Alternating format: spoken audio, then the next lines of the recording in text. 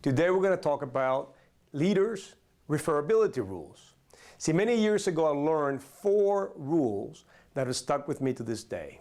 See, it is known that we need for most of our business to come from repeat clients. See, it makes sense that we already have history with them and have become more efficient in delivering their product or their service. So keeping these clients satisfied and happy is paramount, for they will also become your best testimonials. See, clients will refer potential opportunities to you. Now, there are 4 things one must do for this to happen. Number 1, be on time. Number 2, say please and thank you.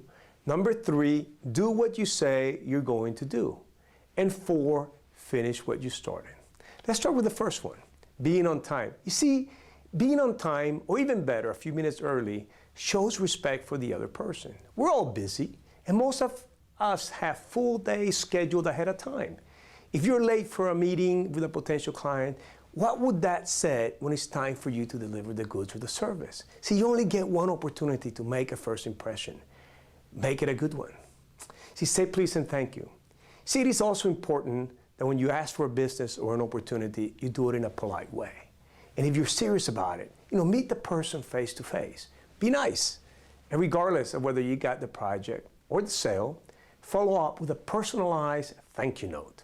In this day and time where everything is electronic, a handwritten note will stand out. Do what you say you're going to do is number 3. As much as this statement makes sense, we often find ourselves having to deal with people and companies because they're not delivering on that agreement.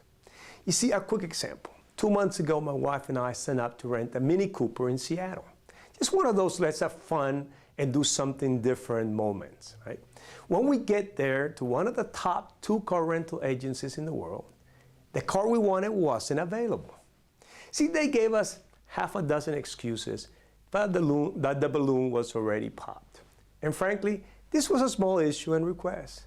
But it matters, as we will probably never rent from them again. You see, there are many options for most anything out there. And most people will not tell you how they're feeling when you don't do what you say you're going to do. They just go somewhere else. Oh, and in this day and age, some of them will just post their dissatisfaction on the web for others to see. Then finish what you started. See, you've been in business long enough, you've taken work that you wish you hadn't. Fee was too low, work was more complex than estimated, you do not have the capacity to do it, and so on and so on. We're so tempted to walk away from it knowing we will lose money on the deal.